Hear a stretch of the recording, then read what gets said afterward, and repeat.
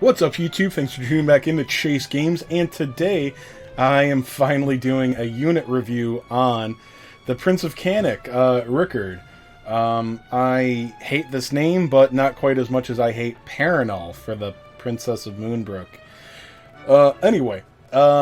Yeah, I think this is an interesting unit. I haven't really gotten to test him out too much, but he is one of the only 2 Sis S ranks in the game. Yes, only 2 S ranks. Sorry, you'll have to forgive me. I'm not going to bother doing calculations because they would probably be off anyway, but his abilities are at 8 and 9, so they will be just a little bit stronger if you also get yours to 1 Awakening and get your abilities all the way up to +10, but 8 and 9 is close enough to show you what they will basically be. We're talking about tens of damage. It is relevant, okay, if this is something that you plan on bringing to Arena often, yes, get those abilities to 10. I just didn't have the Tome/Stam interest during the last Tome event. So, I put mine to 1 Awaken because that gets him a 3rd movement. I awakened him over one of the other heroes because he has Kasizzle. Which, at this point, he's the only unit with a range 3 spell and 3 movement. So, I figured that made him pretty amazing. The problem is that so far from what I've seen, without being equipped with wisdom weapons, his wisdom is quite low. Out of the wisdom armor that I can put on him, I only have this one, and it's specced. I didn't get very lucky on this one. I kept some Zam resistance on it. I have 5 extra wisdom on it, so otherwise at 1 Awakening he'd be at 291 wisdom. That's not good. I actually have not tried him with a casting weapon yet, so you will get to see that by the end of this video. I will have to do editing. Anyway, with his weapon on, and I'll show you this, I got Burning Strike Potency +9. That is his AoE, what do you call it, like a half fan move, a range move, and attack +6. That I figured that was the best I can get. So yeah, not the most optimal weapon, but I think it should be good. And I'm also going to test him with the Flail Destruction and see how the damage compares. So 729 HP, that is low. I don't think that's good at all, actually. I think that's really low. 295 MP, doesn't matter too much. Attack 429, that's with his weapon. It's not, he doesn't really have a super high attack. It's good enough. Defense 239, again, that's low. Agility 289 is not especially high. In fact, it's low, I think. And the wisdom is low. Hybrids don't really work that well in this game. This guy really needs, there's no point in making him a hybrid if he needs a weapon that gives him both attack and wisdom and or buffs, 2 different abilities. So it would be really nice if we could get a weapon that actually works for this guy. So yep, and then yeah, his perks, the first perk just gives him move +1. I hate that. And then he has a very important skill called Late Bloomer. Greatly raises his attack and wisdom for 3 turns when he defeats an enemy. So this is going to be either complete, like, very powerful or irrelevant, depending on how it goes. So that's going to be obviously irrelevant against a boss without ads. Arena, obviously it's not going to do anything until round 2, and that's only if he finishes something off in the first round. So, you know, mileage may vary. I've mentioned this a couple other places, but pay attention here. This is unique so far. Not only is this coup de grace useful on the turn 2, on the second turn, making it actually usable in Arena, okay, you can use it twice. Again, this is for PvE, this part, but you can use this coup de grace twice. It's a very strong single target Sis attack. It's only Sis damage on this guy, other than his type neutral attack, which is not useless. Fizzing multi-slash, 87% potency, 4 times. I don't know if that goes up to, we'll just say it goes up to 90% at level 10, so 360% non-elemental damage over 4 hits that rarely lock spells. So that's 4 chance at rarely locking spells. You could bring a guy to a certain fight, just to a certain fight just for this ability. Alright? And then again, Sizz type users are very rare. So yeah, great attacks on this guy. You see, you've got the small fan pattern here, Sizz, Cannock Clash. So you do seem to need a recharge turn, so that the coup de grace counter whatever turn limit starts over. So if you use this on turn 2, you can't use it until turn 4. If you use it on turn 3, you gotta wait till round 5. You guys get it. That seems to be how it works. But maybe I don't know. Maybe I forgot. So that seems to be it. We'll just look at his resistances. Weak to crack and bang, and resistant to whoosh and zap. Arena-wise, not perfect, although I do see Zoma a lot less. And if you're not going against Stark, then it's good. Yeah, being able to resist, you know, Slaying Heart, Dragwar, White King, Bianca, Dragwar... Sorry, not Dragwar, Melroth could be very useful. Super weak to poison, that's usually not too big a deal on your own units. Half resistance to physical lock is good to see. Half resistance to stun I really like. Immune to paralysis is good. And then super weak to confusion, which did annoy me on the EX fight from this event that we have right now, the Halloween event. But otherwise, confusion's a relatively rare ability, so just something to keep in mind. So, now I'm going to jump him, test him in this versus Great Troll stage. Everything is weak to Sizz, so I'm sorry I will not be able to give you type neutral damage. I will try to remember to use all his moves.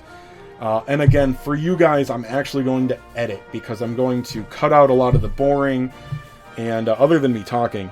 I'm going to show some different weapons and setups, etc. Oh, by the way, I put this new defensive stance scroll on him. I'm going to make a video about Nightclubber soon, during a normal arena week, but check it out. He has 666 defense now. That's no armor. Alright.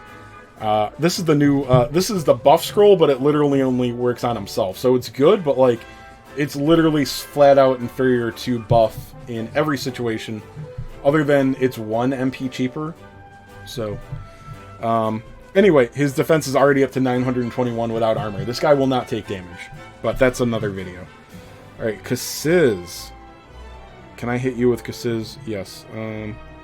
Burning Strike. You know what? Let's go ahead and take him out. Alright, Burning Strike. Alright, this is no buffs on him at all. Turn 1. With his weapon that I have, it's 429 strength. 1148. Okay. That's pretty good. That's respectable. Okay. Oh, perfect. Cannock Clash. Okay, so now he has... And this is a reasonable thing to show off. Okay. It's round 2. You can't use this ability until round 2. He killed a unit turn 1. Okay, so we're going to use his... and this is up to level 9. I'm pretty sure I got this to 9. So, double attack buff here. This guy has 296 defense. That's fairly standard. Alright, his attack is now up to 549. Let's go. This is not buffed by his weapon either. There's no potency bonuses to it. 1595. Okay, and now for one more hit in this fight. This is the Great Troll. He has 491 defense right now. Alright, we're going to use our Burning Strike. This is not the coup de grace. Okay, and we are going to... we are triple attack buff now because we killed 2 units. Alright, so 491 defense here. Let's see, how's this do?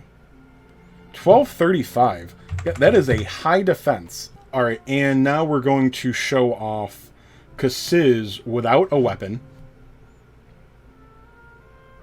Sorry, rather without a casting weapon. So that was 917.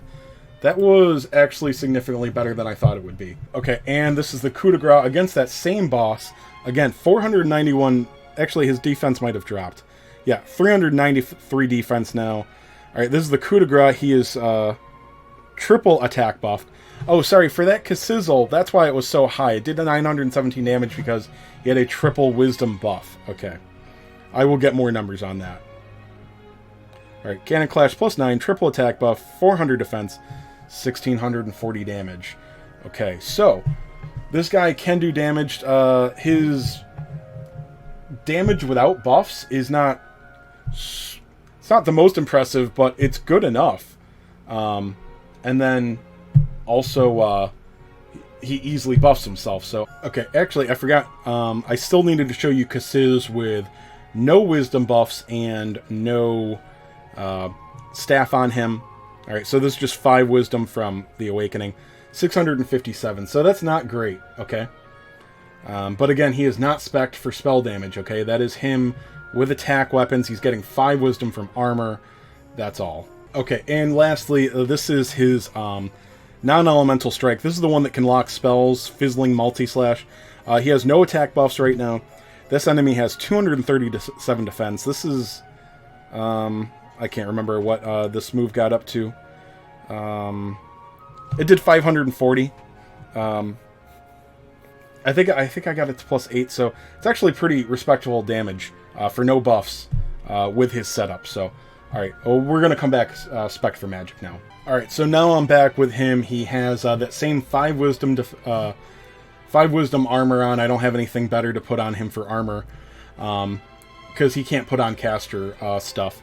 And then he has, as far as armor goes, and then I have the 100 mini metal staff on him, the dark crystal mage scepter, whatever. You guys should know what I'm talking about. Alright, so this is unbuffed. He hasn't killed anything. This fight just started, so with a caster weapon, his Kasizzle does turn 1, 786.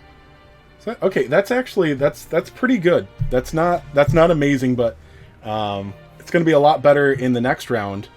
And that ability was only +8 as well, so it could do a bit, I don't know, I'm going to say 820, 830 at level 10 probably.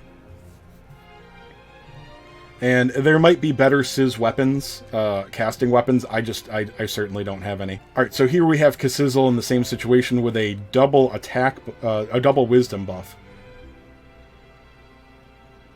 1991. I believe it literally just doubles the damage, although that was an odd one, but so I mean we're looking at 950 there. Alright, and here we go. This is a triple wisdom buffed Kasizzle at +8.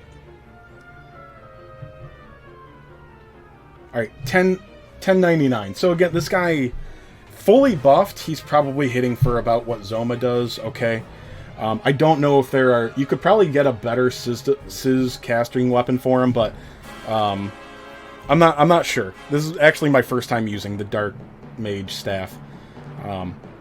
So, yeah, that's about it. And then I'm going to try him... I'm going to bring him back real quick with the Flail Destruction. Alright, so I'm back with the Flail. Let's take a quick peek at him with the Flail. Obviously, I haven't changed mine at all.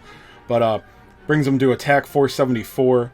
Okay, I don't think it does any potency increases, but let me see. Before I did 1128 damage with his other weapon, unbuffed. Again, he's unbuffed here. This is round 1. 1166. The other weapon did 1128. So this is... the Flail Destruction does more damage than the way I had my weapon spec'd. And now this is double attack buff with the coup de grace, Cannock slash. So in the same situation before, this did 1595 damage. This is the same enemy too, I'm fairly certain. 1758, so that's actually a significant. That's 158, 163 more damage. So the Flail Destruction is a lot better. Okay, I'm gonna have to do more tests with like the flail versus a weapon that is that. So anyway, I'm low on time, but obviously the his own weapon had buffs that would increase his what is it, the slashing edge. So yeah, it's not a surprise that his Burning Strike, it was spec'd for Burning Strike. So of course his coup de grace would do more damage, and then his other one, Dazzling Multi-Slash or whatever it is, his Spell Lock, a multi-hit attack, that is obviously going to do more damage as well, so I don't have time to show that off, but I'm sorry that I didn't do it while he was still up. I really wanted to get this the staff weapon, and I only just got it, so hope somebody actually enjoyed this. If you got him, I would say he's worth orbing. He is one of the few Sizz units, okay? He's a hybrid. It works well enough. He's not going to be your best caster. He's not going to be your best attacker. But he's good at both, and when he buffs himself, when you have the ability to let him kill a few things early, yeah, he's going to look real good, okay? So, yeah. enjoy and like, comment, subscribe, ask questions in the comment in the Discord, and if you want to help the channel grow, Discord link in the description, patreon.com/chasegames. Thanks a lot, guys. Have a good night.